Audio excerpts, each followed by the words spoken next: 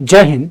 दोस्तों, झूठ और दिखावा कितना भी मजबूत हो जाए लेकिन सच्चाई हमेशा मंजिल तक पहुंचती है। दोस्तों, इसी तरीके से अगर देखा जाए आज के समय में हर दुनिया के हर देश जो है अपने आप को ताकतवर घोषित करने के पीछे लगा हुआ है। आम जिंदगी में भी अगर आप देखें तो ताकतवर व्यक्ति के साथ जो है हर व्यक्ति रहना चाहता है। जो व्यक्ति कमजोर है उस व्यक्ति के साथ उसके अपने भी उसके साथ छोड़ देते हैं। कुछ ऐसा ही जो है घटना अभी जो ग्लोबल लेवल पे देखने को मिल रहा है, जिसमें जो तुर्की देश है वो तुर्की ब्रिक्स में शामिल होना चाहता है। ब्रिक्स जो संगठन है उस संगठन के साथ जो है शामिल होने का पेशकश किया हुआ है। तो इसके पीछे क्या वजह है और ये समझेंगे कि आखिर रसिया का क्या इंटरेस्ट है। चूंकि तुर्की जो है ऑलरेडी नाटो का जो है मेंबर है, फिर भी आखिर क्यों जो है तुर्की को चाहते हैं रशिया कि वो ब्रिक्स में भी शामिल हो जाए। क्या इसके पीछे संबंध है, क्या इसके पीछे रीजन है, और हम आज ये भी देखेंगे कि जो ब्रिक्स क्या है, आखिर ये संगठन की स्थापना कैसे हुई। इसके अलावा आज हम ये भी देखेंगे नाटो क्या है, और ये भी देखेंगे कि भारत के ऊपर जो है इसका क्या प्रभाव होने वाला है। तो नमस्कार, मैं हूं चंदन सिंह और निर्णय आयुष में आपका स्वागत करता हूं। तो दोस्तों, हेडलाइन बना हुआ है कि ब्रिक्स में जो है ये शामिल होना चाहते हैं। तो कारण क्या है इसके पीछे? अगर हम हालिया तौर पे देखें तो जो अभी के समय में ब्रिक्स में कुल 10 जो है सदस्य हैं। फाउंडिंग मेंबर 5 लोग थे, 5 कंट्री थी। इसके बावजूद जो है फिलहाल अगर देखा जाए तो तुर्की जो है वो अपने आप को ब्रिक्स में शामिल होने की पेशकश जो है ऐसा करने का जो है दावा जो है अभी तो उसने नहीं किया है, लेकिन फिलहाल ऐसा देखा जा रहा है कि अभी आगामी जो है ब्रिक्स का जो सम्मेलन होने जा रहा है रशिया के अंदर अक्टूबर महीने में होगा। अगर उस सम्मेलन में अगर तुर्की जो है वो शामिल अगर हो जाता है तो ये माना जाएगा कि कहीं ना कहीं जो है रशिया इस चीज को जो है सपोर्ट कर रहा है, और आगे चलकर जो है वो कहीं ना कहीं जो है तुर्की को ब्रिक्स में शामिल कर लिया जाएगा, उसके एप्लीकेशन को जो है मान लिया जाएगा। तो अब बात यहाँ पे ये आती है, चूंकि नाटो से जो है वो संबंध जो है रशिया का सही नहीं है, और हमेशा से क्या होता है कि नाटो जो है वो रशिया जो है नाटो से हमेशा से एक डरी सहमी सी रहती है, क्योंकि वो एक सैन्य संगठन है। और हमेशा से, चूंकि आपको याद होगा कि अभी हाल ही में जो यूक्रेन वॉर हुआ था, यूक्रेन भी जो है नाटो से जुड़ना चाहता था, लेकिन रशिया जो है उसे नहीं चाहती थी कि वो जुड़े, ताकि उस एरिया में, क्योंकि नाटो के कुछ अपने नियम हैं और उस नियम से रशिया को जो है हमेशा से प्रॉब्लम रहा है। नाटो एक काफी जो है मजबूत संगठन जो है दुनिया में देखने को मिलता है। उसी संगठन को जो है कमजोर करने की भी एक साजिश हो सकती है कि उसके मेंबर्स जो है दूसरे संगठन में आए। ब्रिक्स जो है उसके अंदर रशिया फाउंडर मेंबर है, और इसके अलावा रशिया का काफी ज्यादा जो है इस संगठन के ऊपर जो है इसके ऊपर बोलबाला है, और रशिया हमेशा से चाहती है कि ब्रिक्स को जो है वो और मजबूत किया जाए। तो ये सारी चीजें जो है कहीं ना कहीं जो है देखने को अभी हमें ये मिल रही है। और अगर हम थोड़ा सा अगर ये समझने का प्रयास करें कि ब्रिक्स एक्चुअल में इसकी क्या चीजें हैं, कौन कौन से मेंबर हैं, तो आप ये वर्ल्ड मैप देख रहे हैं जिसमें रशिया जो है एक मेंबर है, फाउंडिंग मेंबर है। पीली रंग से जो आपको कंट्री दिख रही है ये फाउंडिंग मेंबर है। भारत भी फाउंडिंग मेंबर है, चाइना है, रशिया है, साउथ अफ्रीका और ब्राजील। ये 5 देश जो है इन्होंने मिलकर जो है ब्रिक्स को बनाया था, और इन्हीं देशों का इनिशियल नाम है ये। बी से ब्राजील, आर से रशिया, आई से इंडिया, सी से चाइना और एस से साउथ अफ्रीका।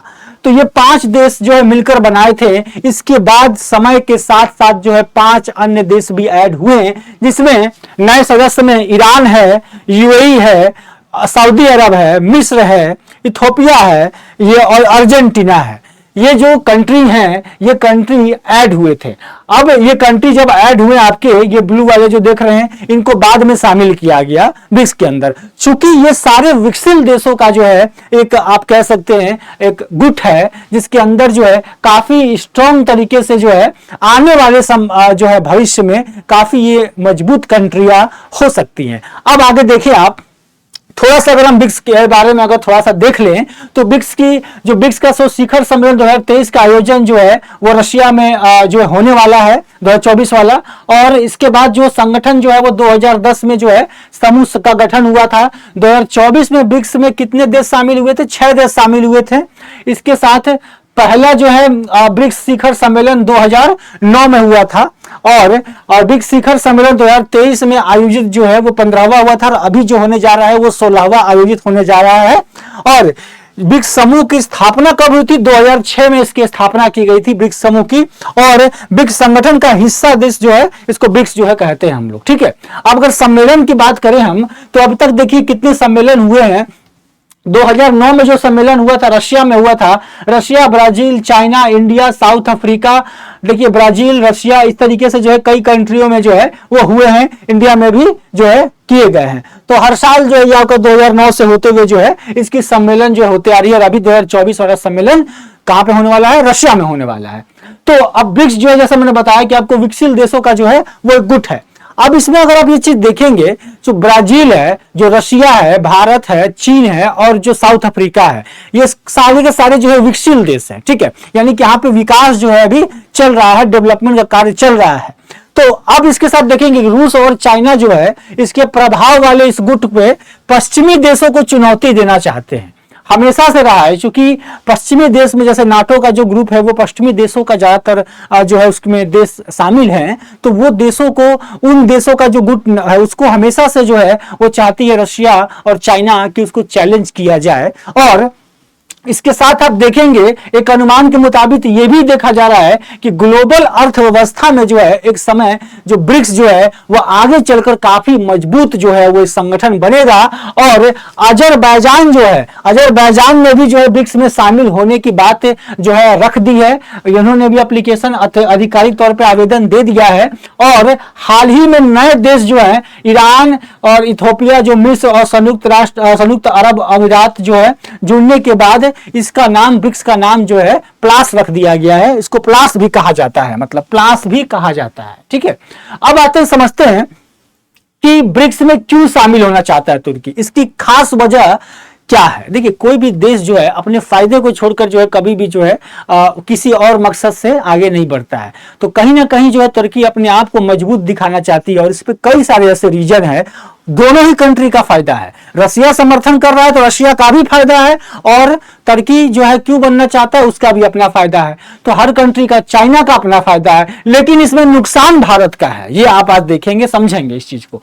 देखिए अब तुर्की से आप अगर मैप को देखेंगे, जो तुर्की जो है इसके जो ऊपरी भाग नॉर्थर्न साइड में जो है ब्लैक सी है और ब्लैक सी इसके साइड में आप देखेंगे इधर मेडिटेरियन सी है और इधर आप आएंगे तो ये जो पूरा का पूरा जो पीला वाला जो आपका ये दिख रहा है, ये वाला पार्ट, ये पूरा जो है ये आपका जो है आपका तुर्की है, ठीक है। अब यहाँ पे एक चीज देखेंगे, रशिया जो है, रशिया को अगर डायरेक्ट जो है इधर आना हो, नॉर्मल इधर साइड से व्यापार करना हो, सीरिया इराक होते हुए जो इधर साइड में व्यापार करना हो, तो बेसिकली जो है इसको कहीं ना कहीं जो इस समुद्र का जो है उपयोग करना पड़ेगा, यानी कि ब्लैक सी का उपयोग करना पड़ेगा। और ब्लैक सी जो है वो ये बॉर्डर जो है बनाती है किसके साथ? तुर्की के साथ।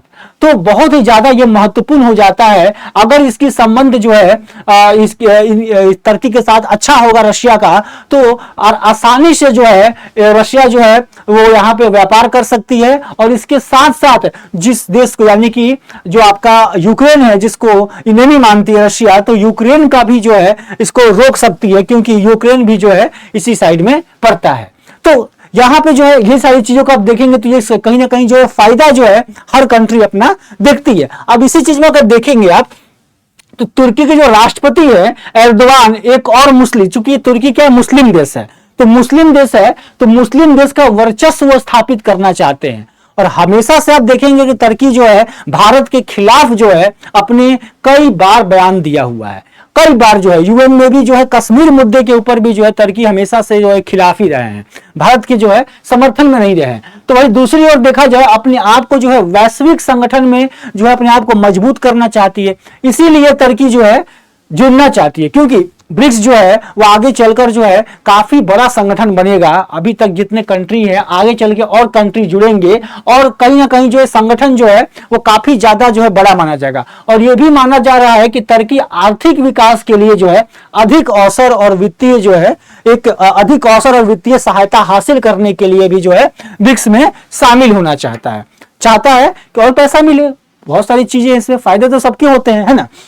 इसके साथ देखेंगे, अगर और भी देखेंगे तो एर्दोआन मानते हैं कि जो जियो पॉलिटिक्स का केंद्र जो है अब विकसित देशों से दूर होकर, क्योंकि नाटो में जो है विकसित देश है, ज्यादातर विकसित देश है, तो विकसित देश दूर होकर आने वाले समय में विकसित देशों के जो विकसित देश हैं उसमें जो है ये भूमिका होने वाली है। और एक समय में ब्रिक्स जो को G7 के विकल्प में रूप में देखा जा रहा है, यानी कि ग्रुप ऑफ 7 के विकल्प में देखा जा रहा है। तुर्की भले ही नाटो देशों का सदस्य है लेकिन रूस के करीबी दोस्त है, इसी की वजह से पश्चिमी देशों के साथ उसका संबंध भी कुछ खास नहीं है। यह भी एक कारण बनता है टर्की क्यों शामिल होना चाहता है ब्रिक्स में। इसके अलावा यह भी बताया जाएगा कि चीन जो है, जो टर्की है वो चीन का भी जो है, चीन के साथ क्या है उसके प्रभाव से संगठन एससीओ में भी शामिल होना चाहता है। एससीओ जो है जो चाइना की ऑर्गेनाइजेशन है, संघाई चाइना ऑर्गेनाइजेशन जो है, इसमें भी शामिल होना चाहता है। लिहाजा रूस और चीन के प्रभाव वाले ब्रिक्स में भी शामिल होने की सेंध लगा चुका है। तो कहीं ना कहीं जो अपने आप को स्ट्रॉन्ग करने की जो पावर है वो यहाँ पे दिख रही है। अब यह भी माना जा रहा है कि ब्रिक्स में शामिल होने के बावजूद टर्की जो है नाटो से अपना संबंध नहीं तोड़ने वाला है, क्योंकि आधिकारिक रूप से ऐसी कोई जो है टिप्पणी नहीं आई है टर्की की तरफ से कि ये नाटो से अपना संबंध तोड़ रहे हैं, ऐसा कुछ भी सामने नहीं आया है। लेकिन ऐसा देखा जा रहा है कि ये आगे चल के ब्रिक्स में जो है शामिल होंगे। हो सकता है कि ब्रिक्स और नाटो दोनों में शामिल जो है ये रहें, यानी कि दोनों के मेंबर रहें, ऐसा हो सकता है। क्योंकि हर एक कंट्री अपना फायदा देख रही है, तो कंट्री अपने आप यानी कि टर्की अपने आप को मजबूत करने के लिए जो है ये बहुत ही बड़ा जो है स्टेप जो है वो लेने की संभावना में है।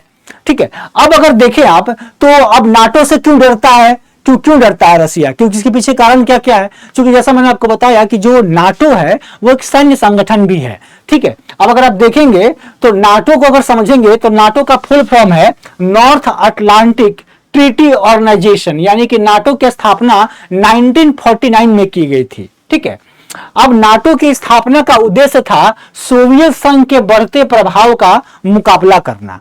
एक तो रीजन ये रहा। इसके साथ अगर देखें 1949 में जब नाटो बना था ना, इसके अमेरिकी समेत 12 संस्थापक देश थे। 12 देशों ने मिलकर जो है नाटो का स्थापना किया था। अब अगर देखेंगे जो नाटो के सदस्य पर जो है अगर कोई हमला करता है, नाटो के सदस्य पर अगर कोई हमला करता है तो उनके नियम यानी उनके रूल के हिसाब से नाटो के सभी सदस्य मिलकर हमला करेंगे उस कंट्री के ऊपर। अगर आपने किसी मान लीजिए किसी एक कंट्री ने नाटो के किसी सदस्य कंट्री पर जो है हमला कर दिया तो सभी नाटो के जितने भी कंट्री हैं चूंकि वो सारे हमला करेंगे। लेकिन आप ये कह सकते हैं कि अभी जो है नाटो वाले जो जितने कंट्रियां हैं वो कौन कौन से हैं, तो कंट्रियों के नाम जो है टोटल 32 जो है मेंबर कंट्री हैं फिलहाल में अभी के डेटा के हिसाब से। तो सारे कंट्री को एक बार देख लेते हैं। ठीक है, तो यूक्रेन भी चाहता था नाटो से जुड़ना, मैंने बताया आपको स्टार्टिंग में ही। ठीक है, अब देखिए अब इसमें 12 कंट्री ने पहले ज्वाइन किया था 1949 में, जिसमें आप देखेंगे इसमें आइसलैंड और इसके साथ नीदरलैंड, नॉर्वे ये सब थे। कोल्ड वॉर के बाद जो है ये ग्रीस और टर्की भी ज्वाइन हो गए थे। टर्की और ग्रीस जो है, टर्की कब ज्वाइन किया था 1952 से मेंबर है, 1952 से ही मेंबर है नाटो का।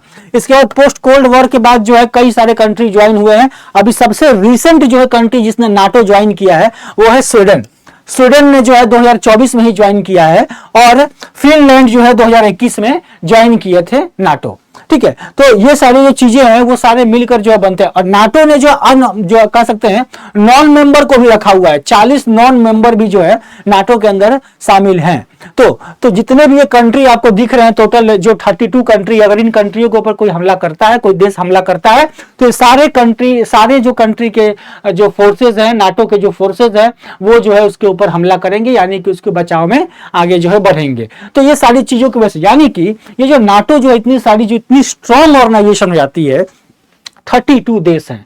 सोचिए कितना स्ट्रांग है। ये सारे के सारे स्ट्रांग जो कंट्रियां हैं वो सारे मिलकर जो है वो शासन कर रही हैं और अपने आप को जो है स्ट्रांग जो है वो साबित किए। वेस्टर्न पार्ट में काफी ज्यादा इनका जो है दबदबा बना हुआ है, इसी दबदबा को जो है तोड़ना चाहते हैं, क्योंकि इस इलाके में कहीं ना कहीं इसमें रशिया तो है नहीं और रशिया के पास अपना एक संस्था बनाना जरूरी था। तो उसके पास क्या है, ब्रिक्स है, उसके पास है ब्रिक्स जो एक आपका ऑर्गेनाइजेशन है। इसके अंदर जो है रशिया एक जो है मेन ऑर्गेनाइजेशन है, फाउंडिंग मेंबर है। तो हमेशा से जो रशिया चाहता है कि ब्रिक्स को मजबूत किया जाए और ब्रिक्स अगर मजबूत होगा तो इसके साथ साथ जो है नाटो के मेंबर्स अगर इसमें ज्वाइन करेंगे तो कहीं ना कहीं जो है नाटो कमजोर हो जाएगा और नाटो को कमजोर करना जो है इनका मकसद भी है। ठीक है, अब आगे देखते हैं कि तुर्की से जो शामिल होने से भारत पर क्या असर पड़ने वाला है। जैसे मैंने आपको बताया कि हमेशा से जो है टर्की भारत के खिलाफ बयान देता रहा है, क्योंकि एक मुस्लिम देश है और इसके बावजूद भी इन्होंने कई बार जो है भारत का समर्थन जो है यूएन में नहीं किया है। अब अगर देखें आप बीते कुछ सालों में अगर देखा जाए तो मित्रता तो नहीं हुई है भारत के साथ, और इसके साथ यह भी देखा जा रहा है कि मुस्लिम देशों का मसीहा बनने का इन्होंने कोशिश किया, ऐसा भी देखा जा रहा है। क्योंकि कई बार क्या हुआ है कि हमेशा से अपनी अपनी टॉपिक पे अपनी अपनी चीजों के ऊपर जो है लोग समर्थन करते हैं, लेकिन इनके साथ क्या है कि तुर्की जो है पाकिस्तान का खास बन गया है। सबसे बड़ा चीज तो यही है, दोस्त बन गया है और इसके साथ जो है तुर्की विश्व में शामिल भी होना चाहता है और चाइना का प्रभाव भी इससे बढ़ जाएगा। अगर देखा जाए तो चाइना का प्रभाव भी बढ़ जाएगा और चाइना चूंकि चाइना पाकिस्तान का जो है वो दोस्त है और पाकिस्तान जो है वो आपका इनका तुर्की का दोस्त है और टर्की को लाना रशिया चाहता है। तो कहीं ना कहीं जो है भारत के ऊपर जो है उसके भारत के जो दोनों जो दुश्मन है चाइना और पाकिस्तान, ये दोनों ही दुश्मन जो है इनका दबदबा जो है इसके अंदर, इनके प्रभाव जो इनके ऊपर जो है वो बन सकता है। इसके साथ अगर आप ये भी देखें, चीन और रूस जो है मिलकर जो है आक्रामक तरीके से ब्रिक्स का विस्तार कर रहे हैं और इसे जो है पश्चिमी देशों के संगठन नाटो के खिलाफ इस्तेमाल कर सकते हैं। यानी कि माना जा रहा है कि इस देश के विस्तार से भारत को नहीं बल्कि चीन को फायदा होने वाला है। कहीं ना कहीं क्या होगा, चीन को फायदा होगा।